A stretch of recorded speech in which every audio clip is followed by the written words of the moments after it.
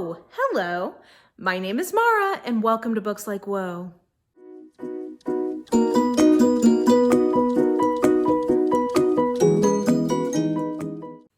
So this is maybe the best and worst list that I have been most excited to make for my 2019 end of the year wrap-up extravaganza, because you guys, 2019 was the year of the romance for me, because so last year, 2018, I'm gonna be honest with you guys, I struggled to come up with the 10 books that I thought were worthy of making a list like this, because I just didn't feel like I'd read all that many exceptional romances that year, which was a bummer for me. This year, though, this was far and away the most difficult list I had to make, because there were so many books that could have made a top 10 list of best romance of the year. Now, I also will have plenty of ones to talk to you guys about that I did not enjoy, and if you've already seen my worst books of the year, you will notice that there were like half of that list were romances, because I also read some things I really didn't like. But I read so many really fun romances this year. Romance is a genre I tend to read a lot of front list for, or at least like recent books for. And I just feel like 2019 was a much stronger selection, at least in terms of my personal preferences and tastes. So I'm so excited to give you this list. And actually, before we even get going into the full list, I do feel like I have to give a rundown of some honorable mentions, because like in a different year, these easily could have been in the top 10, but it just was a strong showing this year for Romance Landia. Yes, this is what we like to see. Hopefully we're keeping that same energy into 2020. There's a lot of good sequels coming out in 2020, so I'm hoping we should be having a pretty good year then too. So let me mention some honorable mentions, and then we'll start at my number 10 and work my way up to number 1, and we'll take a break for some of the ones I did not like along the way. Okay, honorable mentions that I wanted to include. One is the Bromance Book Club by Lyssa K. Adams. I think if this is a second chance at marriage kind of thing, or a marriage in peril trope, which just stresses me out intrinsically, if that had not been the trope, I think this easily would have made the list. I'm very excited for the sequel coming out next year, because I still gave this one 4 stars. And I'm excited because the sequel I think I will like even better. Then I also had Luna and the Lie by Mariana Zapata. This came out at the end of 2018 and I read it in 2019. And this has maybe the best grovel I have ever seen in a romance. For that, it in a different year could have made the list. I definitely strongly preferred that to a different Mariana Zapata, which we will talk about in the disappointment section. But anyway, this I think has a fantastic grovel if you are looking for somebody to really earn some redemption. She's got you covered. I wanted to mention Faker by Sarah Smith, which I don't know, the reason I didn't put this on this list is because objectively I don't know that this is the best romance I read this year, but I just personally really enjoyed it. It has sort of a fan fiction-y kind of quality to it that just was really readable to me. So that's a hate to love or disdain to love office romance that I thought was really good. Bringing Down the Duke by Evie Dunmore, I think did have some plotting and pacing issues in it, but the message of this I loved. I really loved the characters, and I thought the writing quality was super high. Evie Dunmore's writing and just her overall kind of project reminds me very much of Courtney Milan, and if you know my taste, you know that that is praise indeed, because I think Courtney Milan is just about the best writer we have in romance on a technical level going right now. So I'm very excited to see more from Evie Dunmore in the future. I thought that one was really promising as a debut. And then my favorite Christmas novel of the year was the Earl's Christmas Pearl, at least so far. There's still more coming out. And I cut my list off kind of mid-December in terms of counting these things. So, but the Earl's Christmas Pearl by Megan Frampton I thought was so much fun. It's not historically accurate, so if that's important to you, don't read this. Like, it's a Home Alone kind of setup, and then there's also a sweet little corgi in the snow. So it was just a lot of fun. So I had to get some honorable mentions because there were so many good books this year that I had to at least shout those out. So anyway, now we will move into my actual top 10 list of my favorite romances that I read this year. So number 10 is kind of a classic. It's like a blast from the past situation, and that is The Prize by Julie Garwood.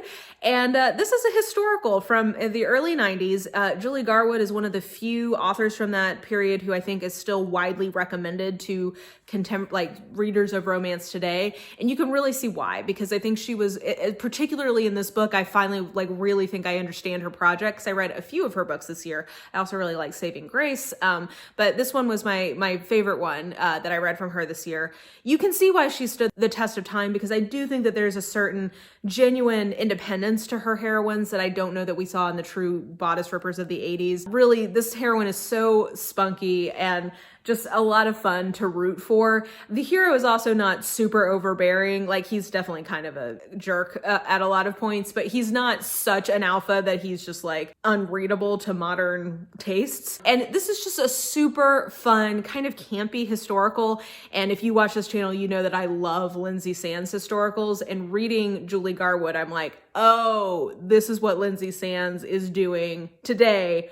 Like, from that tradition. She's very much in the same line. So I just really have enjoyed her Scottish Highlander books that I've been reading, and The Prize I thought was especially just really fun. The heroine pretends to be a nun at the beginning and ends up getting to choose her husband, and she chooses this sort of like really gruff, scarred Highlander who's been protecting her, and hijinks ensue. So it was just a super fun book and really made me like excited to continue to dig into Julie Garwood's historical canon. Number 9 is The King's Spinster Bride by Ruby Dixon. And you will see, I really cemented for myself this year that I've known that I really like fantasy romance, but the subgenre of that I've realized I quite enjoy is a barbarian fantasy romance, when the barbarian being written has kind of like ahistorically or like improbably progressive politics. But I sort of love it. I mean, you know what? It's a fantasy world, so why not? Like, it could be anything. And this one is just really, I really love the dynamic between the hero and the heroine. The heroine saved the hero when he was a little boy. She's about like, I think 9 years older than him-ish. She saved him from being executed. She was the princess, and her father, the king, and his father, this like barbarian invader, are at war with each other, and they're about to kill him, and she saves him. The barbarian tribe overtakes their kingdom, and she is sort of put away into this sort of like nunnery, basically. But the hero never forgot her, and he like vowed that day that she would be his bride. And so he finally comes to the throne. He's able to act on that. And this is basically, a lot of this book is about her being really insecure of like, you could have anyone, and why do you want me? I'm like too old, because, in ye old fantasy world, she, is a little bit past prime childbearing age. And he's like, no, like, it's you. You're the one I want. And so I just really loved their dynamic. I liked the fantasy world that got built up. I thought it was like just enough to be interesting for the story. It's definitely got some smutty scenes in it, and I thought those were really fun. And it's all kind of around this specific wedding tradition, and a really fun fantasy romance that I thought had genuinely interesting character dynamics going for it. And I had a really good time reading this one. And I love seeing an older heroine with a younger hero. I thought that was also a nice touch. Number 8, I have Dating-ish by Penny Reid. So this is a friends to lovers-ish, or like somewhat like not enemies. Like, there's some disdain in their first encounter. They become friends, and then, it's a romance. We all know what's going to happen here. I am almost done with Penny Reid's Knitting in the City series, and I just really love the way she does contemporaries, and I really love the way she handled this particular friends to lovers slow burn romance. I am a sucker for a slow burn. That tends to be something I really like. That's why I like Mariana Zapata a lot. And I find that Penny Reid also tends to have a lot of sort of slow burny aspects to her romances. This one I just thought was a super effective friends to lovers story. I really liked kind of where this one ended up in terms of sort of where they are as a couple by the end of it. And I just had a lot of fun along the way. I think this is a really, really good contemporary romance, and I've reread it at least once or twice.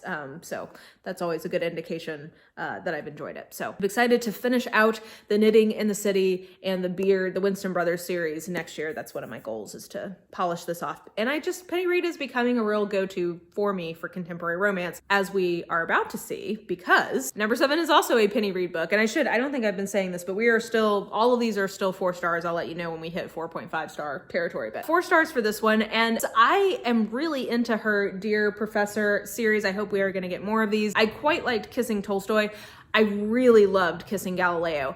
I think that there's some really interesting things happening in these books, both of them, in terms of that traditional professor and student dynamic and the power element that goes along with it. I think that is really moments in both of them where I thought she was just gonna go along with sort of like, the same old we always see. She subverted it, and I appreciate that. I love it when an author takes a story that I think I already know and is able to just like undercut it a little bit. She definitely did that with power dynamics in both of them, even more so in this one, I think. And I loved the aspect of this where the hero is the one who has a lot of past issues with ED and body image issues and just really complicated emotional baggage from that. And I loved seeing that with the hero instead of the heroine, which is, I think, a more typical setup. And I love the way that Penny Reid explored this with him individually and then with them as a couple. I thought it was just great. So I really, really enjoyed this one. And like I said, I very much hope we're going to get more in this series because I think that this is just a great example of what a thoughtful contemporary can do with tropes that we all know and love. Number 6 brings back in a concept I mentioned earlier where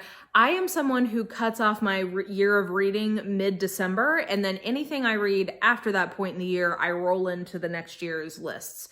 And this entry, number 6, is one that I read at the very end of 2018, the Midwinter Mail Order Bride, and then I have continued in the series throughout 2019. This is The Midnight Bride, and then I think there's also one called Pretty Bride. Katie Wilde is one of my author discoveries for the year. I guess a little bit at the end of 2018, but really in 2019. I really love the way she does fantasy romances, and I will also tell you I very much enjoyed all of her contemporary romances that I have read. She has some really good Christmassy ones. I just really like what she does. Specifically around her books often have a situation where it is the heroine who has more monetary or political power as opposed to the hero. And I think that creates some very interesting conflicts that I just really dig the way she dives into them and handles them. This particular series, which is called the Deadlands series, is a barbarian fantasy romance. As I was mentioning earlier, I figured out this year I quite like that as a subgenre within fantasy. And these are books that have a world that is interesting enough. Like there's enough cool fantasy elements to this to support interesting externally driven conflicts and dynamics. And then I just love the hell out of the way she writes her characters. I just think that they're really introspective, thoughtful, compelling. I don't know that I've even fully articulated what it is I like about the way she does things so much, but I really like her narrative, like her authorial voice style. I love in these barbarian romances, all of them that we mentioned, like these are heroes that are dedicated to the heroine's pleasure. And I love the way that these like big, strong, tough warrior men get written about in that way. I think she does that really well. Really like some of the magic elements of her world. There's just a lot here that I very much enjoy.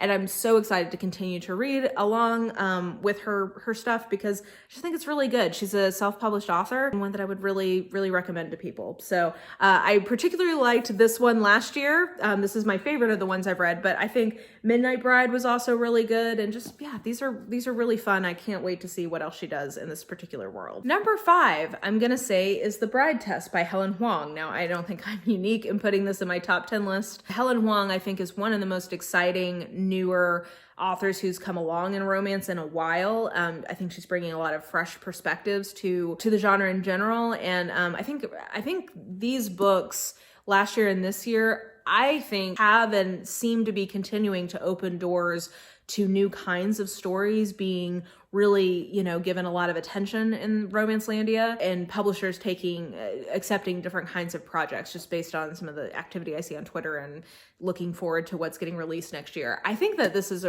Helen Hoang has opened doors and will continue to do so. And this particular book is really good. I will tell you, I personally preferred The Kiss Quotient just in terms of the kind of trope mixture. And also just because there is a power dynamic. You will hear me say that over and over again. That is what romance is about, guys, like power dynamics and how they are handled in romantic relationships. Also smut. that's kind of the name of the game here. I think the way she handled. So this is a story where the heroine is basically a mail order bride in Vietnam, and she's mail order bride is probably not quite right. She's been put into an arranged marriage with an American Vietnamese hero. She is from Vietnam. Her father was American, but she was raised in Vietnam, and that's culturally kind of how she identifies. And she comes to the country sort of on a temporary basis to see if they can make a relationship work because the hero is also autistic, and so he's had a lot of challenges in relationships. So there is a underlying tension for me that stressed me out of the fact that she did not have like firm legal status in America and just how much was at stake for her. There's also a central deception in this that I don't know I love how it was handled. I say all that. This is number 5. This was still a really good book. This made me cry on my way back. I was on a plane coming back from London and I was sitting there boo-hooing over this book. I just really, the characters are so great in this series. I think they're really well-rounded and interesting, and the just all the family kind of dynamics at play are very interesting. And if this doesn't make you excited to get a book for Quan, I don't know what will. I cannot wait to read Quan's book. I can't wait to keep going in the series. And again, I just find Helen Hoang a really interesting and fresh voice in romance. Okay, we are at number 4, and we are also in 4.5 star territory, so that's always exciting. So we have The Unhoneymooners by Christina Lauren. Now, Christina Lauren is a little bit of a hit or miss for me, only insofar as I vastly prefer what they do in the more romantic comedy area of things over the more angsty end of things. And this is a romantic comedy exactly how I like it. This is one of my all-time favorite romantic comedies that I've ever read. I loved the hijinks. I love the fake relationship and forced proximity element of this, because there are two people who do not like each other who, through reasons, end up going on somebody else's honeymoon together. And they have to pretend they're married and, you know, all that good stuff. So it's just so many fun, light moments in terms of the comedy end of things. There is a turn towards the end of this that I know some people don't like, and I can see why they might not. For me, I was so bought in at that point that I just went with it. I think that this is exactly what I like from a romantic comedy. So I just had a great time reading this. And yeah, I like the setting. It was, you know, nice Hawaii vibes in the middle of the winter, I think was when I was reading this. So yeah, just all around, I think this was really fun. I've given this to a couple of people who've also enjoyed it. So I also think it's a very approachable book for people who don't normally read romance. Like, this is one I think you could give to a lot of people. So yeah, just all in all, I loved the hell out of this one. Number 3 is Well Met by Jen Deluca. Guys, if we were talking about like this is a slow burn romance. It is sold as a romantic comedy. I don't think that it really is one. I don't think it has quite the right kind of plot beats to it to truly be a romantic comedy, but it is a lighter romance. It's not super angsty, and it is slow burn. It is adults having unironic fun at a Ren fair and like nerding out over Shakespeare together. It's kind of hate to love, but it's really more like miscommunication to love. And it's so much fun. I've reread this a couple of times, and I just really appreciate this book because it was wholly immersive, and I ended up reading this on Father's Day. It was my first Father's Day without my dad, and so this ended up being a really wonderful way to sort of have a little bit of an escape, because it was just such a lovely group of people to spend time with. I think the Ren Fair parts of this are really, really fun. I really love the heroine learning about all the Ren Fair life, and I did, like I said, I love the feeling of community, that there are so many people in this world who just unironically Ren Fair out every summer and love it. And this is actually the first in a series, so I am looking forward to seeing more in the series. The next one I think is with the dude who was wearing the kilt in this one, the hot guy. So I think that'll be fun. And I loved how their relationship also ended up in terms of sort of what the ultimate emotional conflict between them was. I thought was really satisfying and realistic. I enjoyed the way that this sort of wrapped up. And this is also a great example, I think, of one where, the hero and the heroine are not like super rich people. Like, he's an English teacher, she's like working at a bookstore. So I also appreciate romances where the wealth fantasy isn't a big part of it. So I like that in this one as well. But all in all, just a super delicious slow burn romance that I very much enjoyed. Number 2.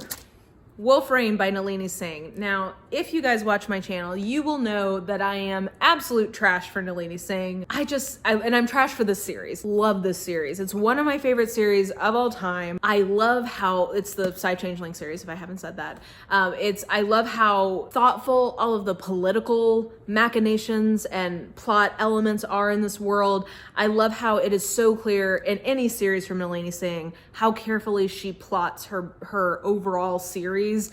She just can like lay down the train tracks when they need to be there, and by the time you get to your destination, you're like, oh, I see what you were doing.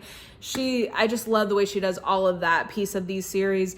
She has fantastic small town vibes, even though this is an urban fantasy sci-fi kind of series. A lot of what is wonderful about these is that there's this real sense of small town community between like the different packs and enclaves of groups in these worlds. I think that the thematic content of this series is fantastic because it's really about our shared humanity and how things that divide us can't ultimately override the fact that we have this shared humanity. So just thematically, I think these books are great. And this book in particular, I feel like was a real return to form for the series, because I'm going to be honest with you. I did like Silver Silence, but I think that this Psy-Changeling Trinity hasn't been as successful for me as the first season of the series, which was the first, I think, like 14-ish books. I didn't love the Allegiance of Honor. It was sort of like a reset book where you just sort of kind of reset the chessboard.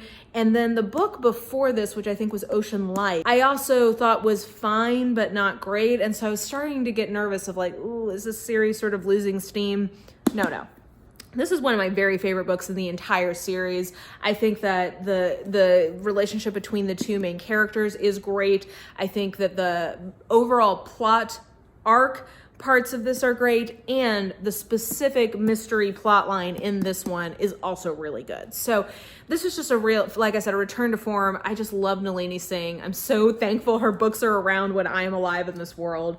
They're just so entertaining, and this is a series that I have recommended to several people, and I've had a very high hit rate on people reading and loving these because I just think they're super well written with fantastic characters in a really interesting fantasy / sci-fi world. Okay, before we get to my favorite book, my favorite romance of 2019, which if you watch this channel but at all, you already know what it is. But for those of you who may not know, we'll wait and reveal that here in a second. First, I'm going to mention the biggest disappointments I had in romance this year, and actually most of these made it to my worst books of 2019 list. So I'll mostly refer you to that because I don't want to totally rehash all of that. But my disappointments in romance, the ones that I've already mentioned in my worst books of the year, were 99% Mine by Sally Thorne, Fraternization Rule by, I don't remember who, but you're looking at the cover right now. My Viking Vampire by, I believe, Crystal Shannon, Fix Her Up by Tessa Bailey, and basically the Rock Chick series in general by Kristen Ashley. So those were my ones that I mentioned in my worst of list, so you can go watch that video if you want to see my full rundown of thoughts on those. The other two disappointments I wanted to mention, one is The Bride by Julie Garwood. So in contrast to The Prize and Saving Grace, this is one that I feel like does read much more like kind of an old school historical. I thought that the motivations for the characters in this book would literally change from one sentence to the next, in terms of like, he would be literally thinking she's too independent, and in the next sentence thinks she was too clingy. Like there was no consistency in motivations for the characters in this one. So I just found it really jarring, and I just couldn't get my feet with it. I was a little surprised because this one is actually one that I think is often cited as people's favorite of Julie Garwood.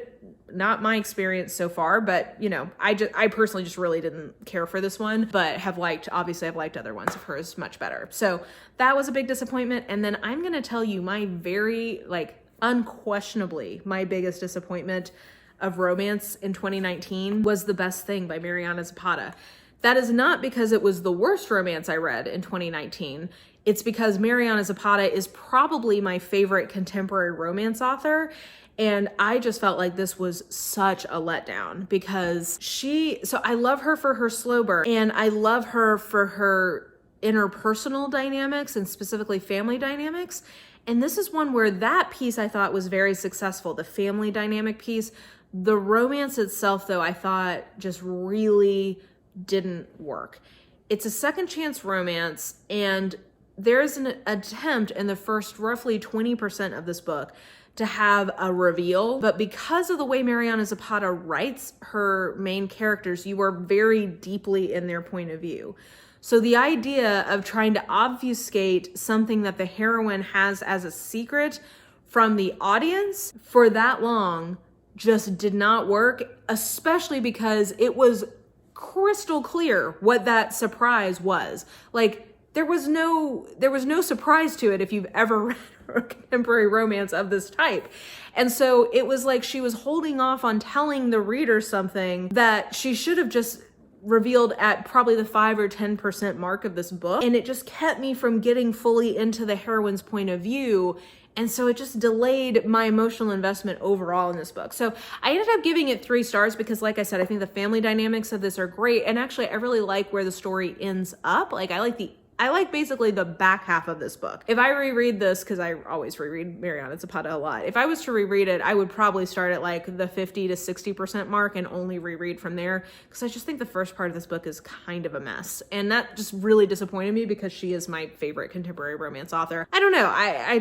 I hope this is not a sign of things to come because, yeah, it's been a while since she's written a book that I just like, loved it all, even though they are compulsively readable. I don't know. I'm going to be interested to see how things progress. So that was sadly definitely my biggest disappointment for romance this year. So shifting away from disappointments, we have now reached the top of my best of list. And again, if you watch this channel, this is a 0% surprise that my very favorite romance of the year, my 1 5-star romance of the year, was the Austen Playbook by Lucy Parker. Lucy Parker, much in the same way what I was saying about Mariana Zapata, Lucy Parker just writes books that are just in my wheelhouse. I love the way she does contemporaries. They're so thoughtful. I think her characters are always really carefully built to feel like real humans and to have real human motivations. So I just love that piece of it. I always enjoy the setting. Her series is set in the West End London theater scene, so you get lots of like nerdy theater stuff happening, which is fun. These are books that are somewhat interrelated, so you see some characters you know and love, even though they're not, the main focus. But this particular book, I just felt like it just was made for me. It was grumpy. It's basically the trope she's playing with in this one is a Slytherin dude and a Hufflepuff gal fallen in love. So he is sort of like this grumpy theater critic who comes from like kind of a rich fancy family who have always been involved in the theater. She comes from a line of well-known actors, and she is just really invested in trying to live up to the family legacy. But she isn't always taking parts that are really, well suited for her because she's trying to kind of please other people. Gets this chance to be in a play of a Jane Austen murder mystery that is going to be televised, and the audience is going to vote. It's sort of like a choose your own adventure kind of play, and the audience is going to vote on how things progress, and it's going to be held in this old theater that is on the estate of the grumpy critic's family. So they are thrown together and, they fall in love. And it's just like, it's the murder mystery, it's Jane Austen, it's theater, it's grumpy hero, which I tend to love. And it's just such I felt like there was some just genuinely really romantic things happening in this book, and I can't spoil it, but it all culminates. Like, what took this book from a 4.5 to a 5-star for me is the final scene in this book. I just felt like it was one of the most romantic, swoony scenes I've ever read. My little heart pitter-pattered and I cried tears of joy. Like, it was just so sweet. I loved it. So I just love Lucy Parker. I love what she does. I'm just such trash for these books. I've already got the next one on my e-reader ready to rumble. I've got an advanced copy of it that I'm going to tuck in with, I think, over Christmas. I think that's going to be my Christmas book. But I just love what she does so much, and I loved this book so much. Yeah, I just loved it. It was my favorite of the year. So that is the top, and it's saying something, because like I was saying, I had a lot of contention. So this is the top of what I think was my strongest genre of the year. So whatever that means to you, I just felt like it was just excellent. So that will do it for my best and worst of romance for the year. So definitely let me know in the comments below what you thought of any of the books that I mentioned here today and what some of your best and worst of romance for 2019 was. I don't go by year of publication, just like what I read in 2019, if that wasn't obvious. But yeah, let me know what you guys think below. And yeah, I think that will do it for this video. So if you enjoyed it, please like, subscribe, follow me on the social medias if you are so inclined. I have all of that information listed in the description box below, and I think that will do it. I hope you guys are having an absolutely lovely day, and I will just talk to you soon. Bye.